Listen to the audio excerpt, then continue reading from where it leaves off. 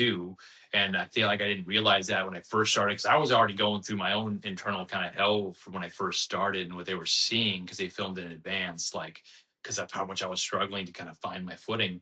And so you got people kind of like trashing you or something like that. And at first you can get you maybe a little bit, but like you get used to that. Like that was a hard part, is like being so exposed, and that kind of a situation too when you're replacing somebody, and comparison or whatnot. But yeah, that was a tough situation to walk into.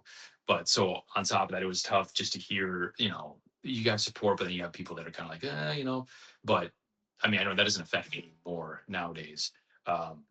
So, but what you see, yeah, so when I first started, it did, but yeah, I mean, you get used to it, but at first, it was cool, but I was going so fast on the show. I didn't really have time to sit back and like take it in because I was just so stressed about making sure, because the pacing and making sure I didn't get didn't get fired at first. So that's where my focus was. I wasn't like, wow, this is crazy, I'm doing this, until like I felt more comfortable like a year down the line or less than a year down the line. Then I started to kind of go like, oh, this is a really cool experience. But it was a lot of dealing with stress early on with it all, if that makes